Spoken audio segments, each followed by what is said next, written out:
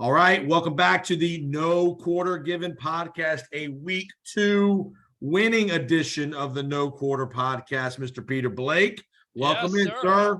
It feels good to be back in 2 years in a row on the No Quarter Given podcast. We're 2-0, so not too bad. And the win over the Saints, I mean, how good does that feel? Yeah, great. I mean, we had we're going to talk about the game in depth here. Where there was some wild stuff in the game. It's not the most exciting game on between the lines, but then there was some theatrics after the whistle and all that good stuff we're going to get into. But again, a great start for the Buccaneers to win this kind of game, getting off to a 2-0 start. Both games on the road against good teams in the NFC, which will definitely come into play later on down the road for playoff positioning and such. And very impressed with what I saw out of the Buccaneer defense, especially. Yeah, absolutely. 6 sacks and 3 interceptions, a pick 6 off of Jameis Winston. Winston showed us who he was. He returned back to his old form, and the defense definitely had a hand in that last Sunday. And just for the fans out there, just for you, Peter Blake, and everybody in the audience, I am wearing my Jameis Winston Florida State number 5 shirt in honor of his giving prior to Thanksgiving, his givings to the Tampa Bay Buccaneers. Is that the number of interceptions he has for the year already, or he's going to have next week? I mean, what were you doing? A tribute to him? Well, no, I'm going to give you another little nugget too. Okay. This was actually my number 2 when I played at Florida State back in the day. Really? I was number 5, man. I had no idea that. See, you learn something new about your tag team partner every day. Cool. But cool. How come we don't talk about this kind of stuff on the podcast? Oh, that's right. We're focused on the Bucs. Well, we are. We mix it in when we can. We mix it in. We got I'm going to make a big announcement before we get into the preview. We are going to have either next week or the following week, your Super Bowl winning quarterback, Brad Johnson, is going to be on the No Quarter Given podcast. We're going to talk about his career in Tampa, winning the Super Bowl, and all things that's going on with Brad. Brad's son's the starting quarterback now at Texas A&M, who had a big win over Miami. We're going to talk all things football with Buccaneer legend Brad the Bull Johnson. Nice. Very nice. That's an oldie but a goodie. That's for sure. The first ever Super Bowl winning quarterback for our Buccaneers. Nice. All right, so the No Quarter Given podcast is being brought to you by Beef O'Brady's. We're in the corner of Bush Boulevard and Himes Avenue. Definitely check it out. We're going to be out there for a remote a week from Thursday for the Cincinnati-Miami Thursday night game. Peter and I are going to be doing a live streaming show Thursday night, so definitely come on out if you're in the area, right in the Carrollwood, Forest Hills area of Tampa. Come on out and say hello. We'd love to talk to you. We'll get you on the live stream. We're going to preview Miami and Cincinnati, all the NFL games, the college games on Saturday as well. So next Thursday, September 29th, we're going to be at Beef O'Brady's, Peter and I, at 7 o'clock for our game day live broadcast. So nice. All right, let's get into the 20-10 victory in New Orleans. Okay. Again, a defensive battle. The Saints go right down the field, kick a field goal early. The Bucs move the ball up and down the field. Fumble in the red zone, late first quarter. A bad snap between Hainsey and Brady. A defensive game. This game, 3-0 for many, many minutes into this game. The Bucs don't tie it till probably mid-third quarter. I believe Suckup kicked the field goal to tie the game. And then all the theatrics get going. On 3rd and 10, Brady throws a ball down the sidelines that he thought Scotty Miller got interfered with by Lattimore. Lattimore starts chirping. Bruce Arians starts chirping. Tom Brady starts chirping. And all of a sudden, it's go time, Royal Rumble style. I know you're a wrestling fan, Peter Blake. Here comes Mike Evans, Pearl Harboring some Lattimore from behind, and we got a full Donnybrook in the middle of the Superdome. Your thoughts? Well, I'm surprised, first and foremost, that more people weren't suspended. I don't really understand what the NFL is trying to do. I get it. It's on TV. You warned BA because he was chirping at Lattimore. You also suspended Mike Evans, but, didn't Lattimore throw a punch here? Wasn't the other guy who was involved, didn't he throw some punches? So why weren't they suspended? And then at the end of the day, the reason why Evans has to do that is because Lattimore put his hands on the greatest of all time and Tom Brady. You know, Brady is like the godfather at that point. So you got to protect him. You got to have his back, and Evans did it. So even though it's disappointing that Evans is not going to play in this game versus the Green Bay Packers, well worth it. I wouldn't say well worth it. I think he could have done something not to what he did, the level of what he did. I mean, because when you take a 20-yard running start from the sideline, double arm shiver in the back from the backside like that, that's what got him suspended. I think if he would have gotten to his face and they got into a shoving match, I don't think he'd have got suspended. But again, it's a bad look for the NFL when you have a full Donnybrook in the middle of the field. So I hate to say it, but Evans had to be suspended, and they had to do that. I mean, again, Lattimore, he was running his mouth. Brady was running his mouth. You know, Did they really have to suspend them? Couldn't they suspend them? No, they had look, no. if they don't They have a have history. control, They have a no, history, Peter I Blake. get it. They have a history, but both of them should be suspended. Then it shouldn't No, just be I don't. Evans, it should be I hate Lattimore. I hate to say it. I don't think Lattimore did enough to be suspended. He's throwing a punch. No, he didn't. Who did he throw a punch to? He threw a punch at Fournette. Look at the No, replay. he gave him a hand shiver to the face. Come on. Well, I mean, come on on. now. That deserves it. I mean, if you're going to be fair at the end of the day, and then on top of it, the refs don't let that get out of control in the first place by calling the correct penalty, or they nip it in the bud before it happens, then you don't have that. So I get it. I understand Evans should be suspended. I get that. But also the other guys that were involved should be suspended. That's fair. And that's the problem with the National Football League. That's the reason why a lot of people get out of control and don't understand where they're coming from. They're not consistent with their discipline. If you want to make a stand or take a stand at that point, you would suspend Lattimore and whoever else was involved with it, not just Evans. It looks bad. It makes it look like, you know what, we're just reacting to it because it was on TV and because he has a history. Well, so does Lattimore. Lattimore caused it. He was the instigator, and it's the second guy that gets caught, not the first one. It's disappointing.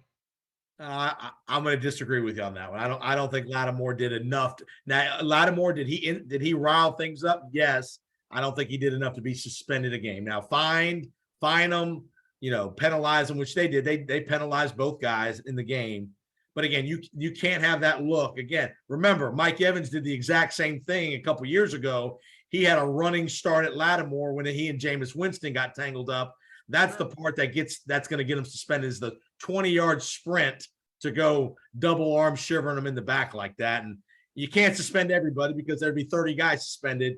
If that was the case, there'd been 30 guys suspended based on a rumble. Well, just suspend the constants in this. The two constants from the history are Evans and Lattimore. Why isn't Lattimore suspended? That's my only thing. And if watch the replay, he's putting his hands on Brady. On top of it, he's throwing punches. And if you're going to throw punches, you should be suspended. I'm sorry. I understand what Evans did. I get it. He was having Brady's back, and it wasn't right. So the NFL took advantage of it and suspended him. But also, you should do the same thing for Lattimore. Just my opinion. All right. Let's go. All right, let's get to the Buccaneer defense on the field. Jamel Dean, two more interceptions. Mike Edwards with his third career pick six. Again, we talked about it last week. What I love seeing is the Buccaneer DBs are catching the ball. When they're given opportunities, they're making plays on the ball that they weren't making last year. Especially, again, Jamel Dean has had some catch problems in the past. He did a great job, great interception in the end zone. Then he had the other diving interception. Just your thoughts on the Buccaneer DBs.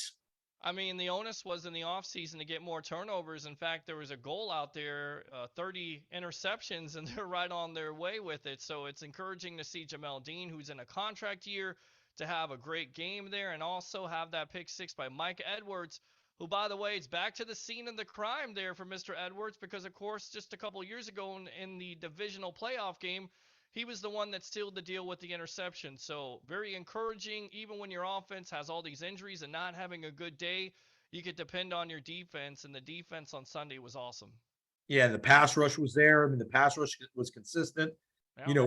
What'd you think of the comments after the game by Devin White about Jameis's turnover proneness, and then just we knew he was going to throw it to us kind of comments that he made after the game? I mean, I don't have any problem with it, and people getting up in arms about it, saying it was shade, or he was just telling the truth. And you hear that Chris Godwin was upset about it, but at the end of the day, that's how Devin White felt, and that's how that locker room felt. We heard this a couple years earlier from JPP. So did he really say anything that wasn't true? No, because he did get the ball. The defense did get the ball because that's what Jameis does. He gives you the ball. So why is everybody up in arms? And did you forget that Jameis Winston was eating W's when he didn't even start a game for the Saints? Did you guys That's forget true. when he That's was true. dancing in the locker room as the Saints were celebrating the division? Did fans forget that? I mean, you guys have selective amnesia out there. I just don't understand it. I'm on Facebook and Twitter. Oh, Devin White, that was classless. Oh, okay, so it was cool for Jameis Winston to eat W's and dance and do all this other stuff? That was classless. No, he told the truth. That's how the defense felt, and that's the main reason why the Bucs won the championship the year when he left. Because Brady could take care of the ball, and that's the reason why they won the game last Sunday, because Brady could take care of the ball. So enough with the you're throwing shade out there, you're petty. No, he's telling the truth. If you can't handle the truth, get out. Yeah, I agree. I mean, I don't have a problem. And what I like is the edge that the Buccaneer defense is, the swagger they're playing with. They all Yes. know they're all playing they're doing their roles. They're not trying to do too much. They're making the plays. Bowles is calling some great defensive calls, and they're playing very well assignment football. Yeah, and if anybody again has a problem with that opinion, cry me a river. Or reach out to Peter Blake on Twitter. Give the Twitter handle. And absolutely, P Blake 1003 at SportsWeb. The other, I guess that's what it is. I don't know. I don't go on Twitter enough, so I need to do more of that. But I go on Facebook, and you see, Devin White, that was classless and all this other. No, he's telling the truth, and he was right. Was he not right on Sunday? Did he not give up the ball? Well, fans, you can reach out to me on Twitter at JPostSports, and I'll make sure to get all your messages to Peter Blake, all your comments to Peter Blake for sure. But JPostSports on Twitter. Sure, go for it. Do it. All right, let's get to the offense. Yeah. Again, they didn't play bad. They moved the ball pretty consistently.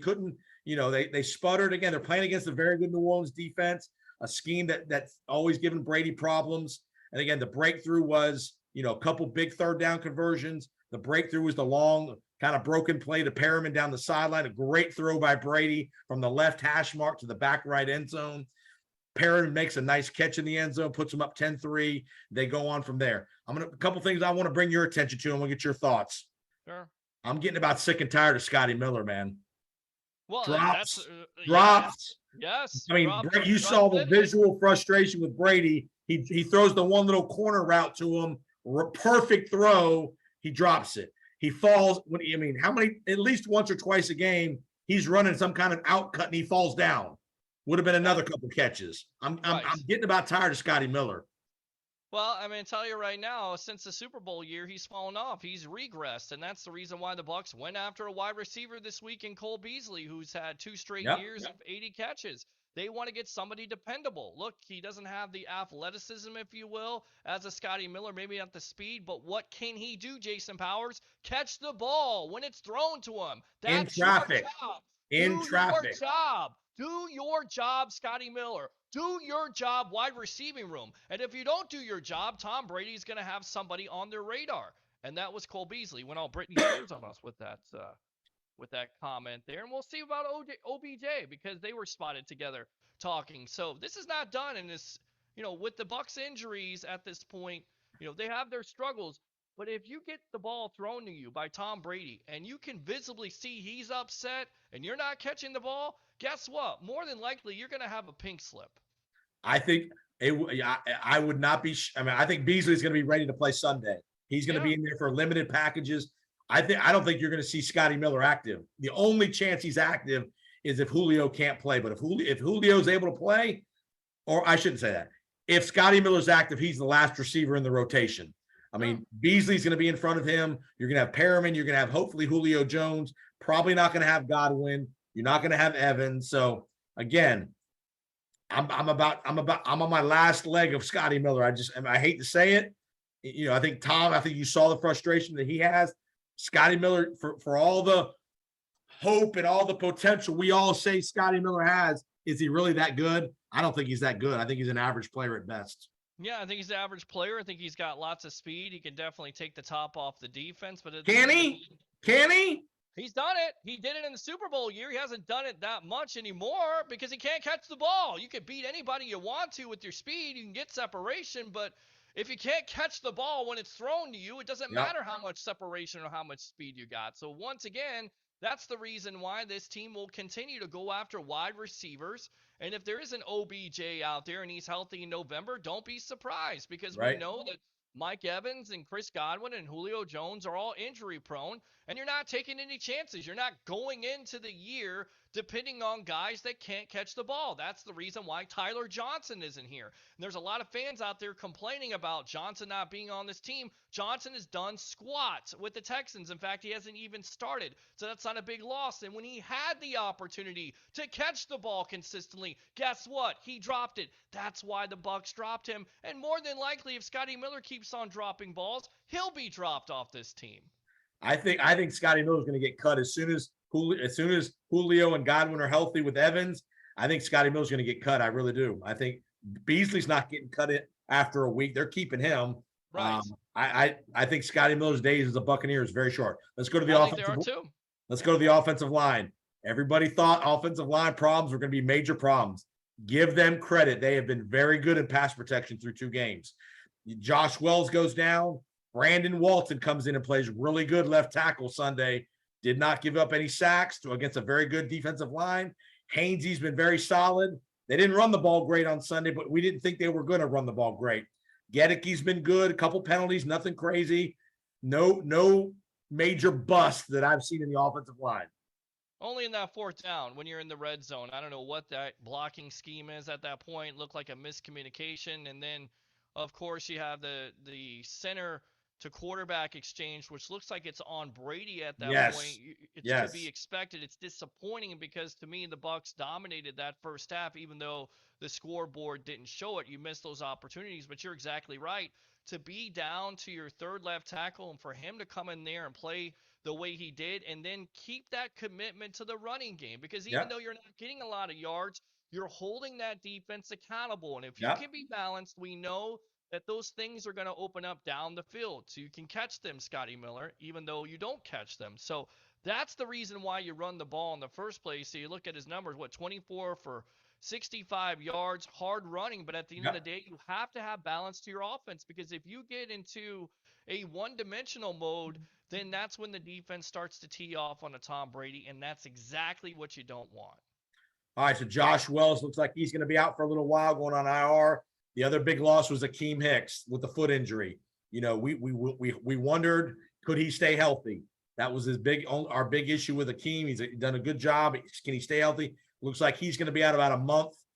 Again, the question would be now, I guess, can Nacho hold up? Can Nacho and Vita Vea, Nacho and Golston, whatever combination that they use in that other spot next to Vita, can those guys do enough to keep the double teams off of Vita the entire game? Yeah, and it comes down to Nacho, it comes down to players on this team stepping up. And of course, it's disappointing to lose to Hicks, but that was, the big time point when he got signed. Could he stay healthy? Because when he's healthy, he can be a dominating force. And we saw that in the Dallas game. We saw a little bit in the New Orleans game before he got hurt. So a lot of people screaming for Ndamukong Suh. At the end of the day, there's a reason why they moved on from him, whether it's he lost a step. Because I go back to that last play, right, Jason? If he can get there fast enough to get to Matt Stafford, maybe you have a sack. Instead, Stafford hits Cooper Kupp on that 41-yard completion, and that sets up Matt Gay for a winning field goal. That's what the Bucs are looking at, and that's the reason why they decided to get away from him and go with the Logan Hall. So a Logan Hall, Nacho, they all got to step up at this point, and Akiem Hicks' absence. No doubt. So he's going to be out a month.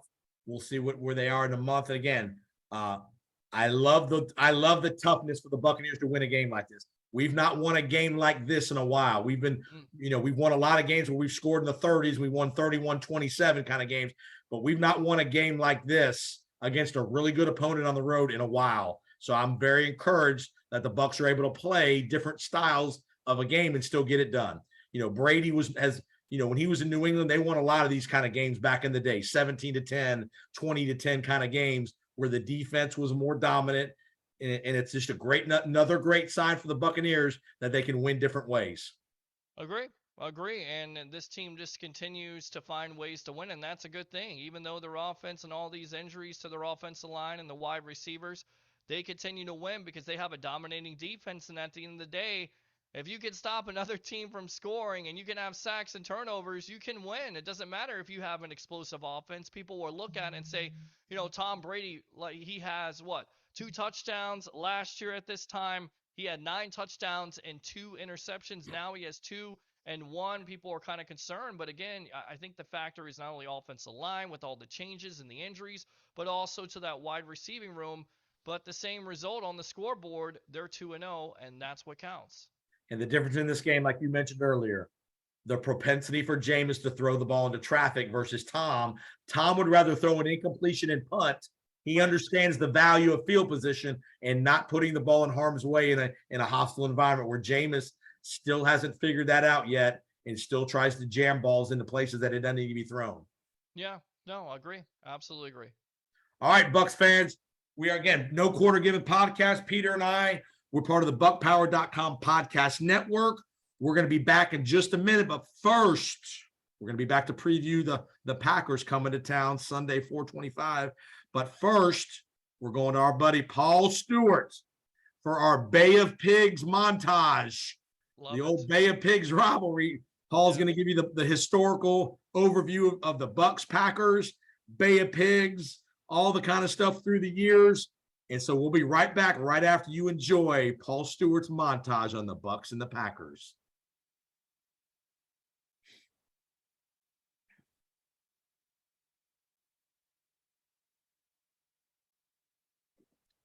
All right, welcome back. Hopefully you enjoyed Paul's great historical review of audio clips and such, statistics, all that good stuff between the Bucs and the Packers.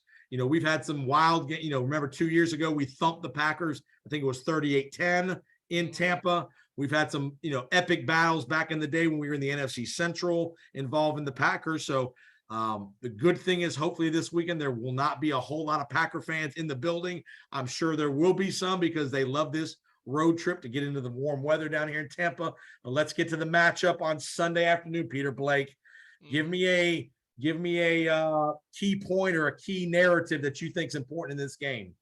Well, you got to stop the running game of the Packers because they have a two-headed monster there with, of course, Aaron Jones and A.J. Dillon. If you can do that, and it's going to be a challenge because you're without Akiem Hicks, who's played well versus the Packers, which is disappointing. So he's going to be out. So the other guys have to step up. You have to stop the running game and force Aaron Rodgers into those mistakes just a couple years ago. Maybe another Jamel Dean pick six to the house. So that's my big time point. Stop that two-headed monster with the Green Bay Packers.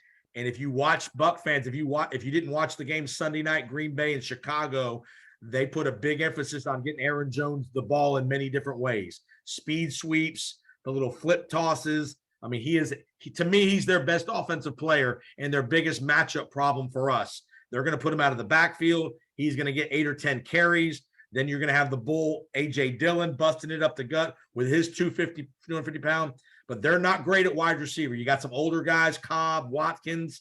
He doesn't trust the young guys yet, Watson and Romeo Doubs.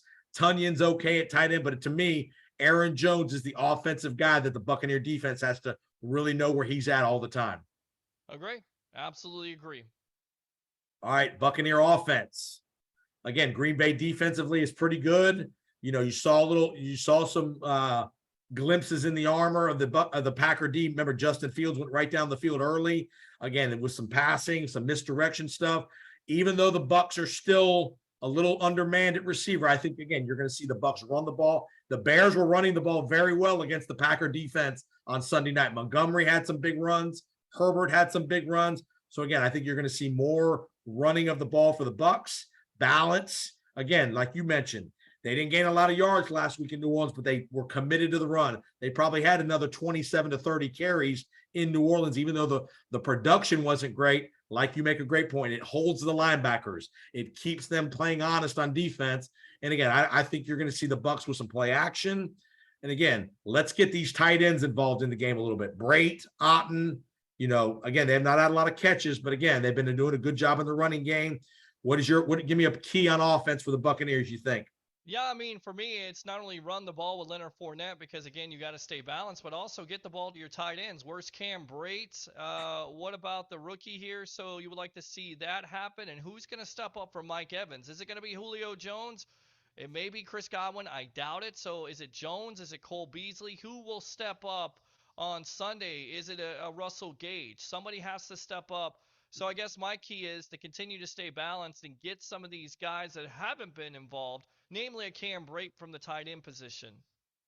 No, I think you're right. I think the Packers have very good corners. They got Jair Alexander, they got Stokes. So you're probably not going to mess with the corners a whole lot. I think the middle of the field is where there's going to be some opportunity, crossing routes, things like that, tight end activity, even Fournette out of the backfield, Rashad White out of the backfield on these little arrow routes, things like that. So I think that's where I think the Buccaneers are going to be able to move the ball. And again, if you have to play another defensive game, play a field position.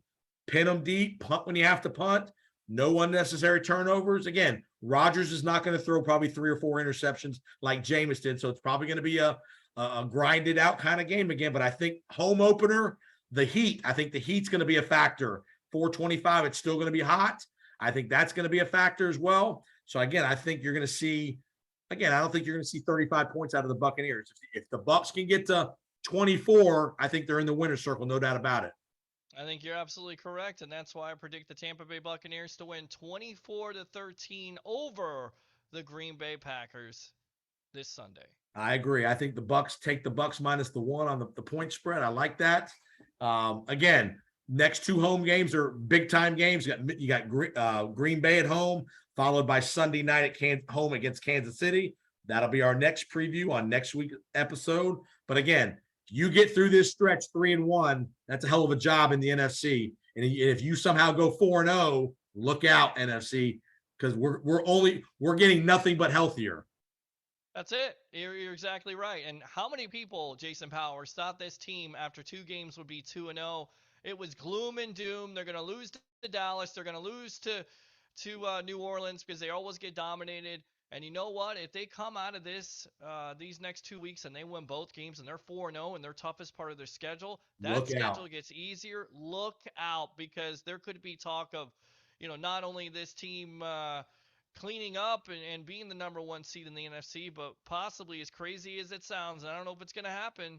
Are you the 50th anniversary of the Dolphins going undefeated in 72, brother? Why not? I mean, the defense is there. It's like a no-name defense. They're getting after. I'm not going to compare it, but when you're shutting down teams, causing turnovers and scoring touchdowns, and your offense isn't 100%, and eventually that offense is going to be 100%, anything is possible, Jason Powers. It is. Especially when you have 12 behind center, brother. Bingo, right there. All right, last question. I'll get you out of here. Yes. Do you think they're billing Tom Brady for all the tablets that he breaks every week? Who cares? He's got enough money to pay for. I mean, how much did he sign for? I mean, he should have like a deal. They should make a commercial about him breaking those tablets. I'm getting choked up here because I got these ideas. They should make a commercial about it. Make something funny with it. And, like a fundraiser, like a charity fundraiser. Right. I mean, 375 reasons why he can break anything he wants to with Fox. So, yeah, I think it's pretty funny, but he's probably getting a build and he's probably looking at it and just laughing. All right, I'm asking one more coaching question and we'll be done, I promise. Yes. Mm-hmm. What are your thoughts of Bruce Arians on the sidelines? Is that a good look? I don't have any problem with it. I don't know why there's such a big deal about it. I get it. He's chirping. He's BA. He's never going to stop being BA. But it's not like he's a fan. He's still involved with the Tampa Bay Buccaneer organization. And people are saying, well, he's taken away from Todd Bowles. He's a consultant. Jerry Jones has been on the sideline. Arthur Blank has been on the sideline, and nobody makes a big deal about it. Now, the difference is because he's chirping at another player. I get that. I don't think it's a big deal. I think people are making too much of a big deal about it.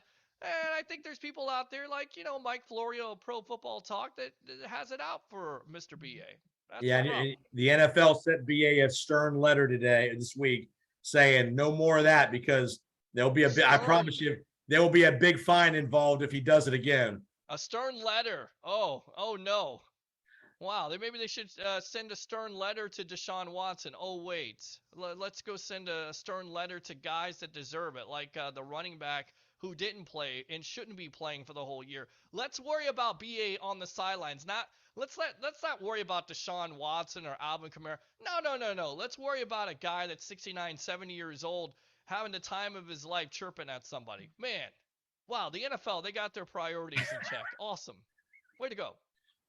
All right, brother. Tell everybody where they can find you and where they can spew their great comments to one Peter Blake. Yes, spew your toxicity on the evolution of Sports Talk Television live on Monday, Wednesday nights on I Love St. Pete, the Hub, and Amped Up Sports, of course. Do 3 things for me. Bring your passion, bring your excitement.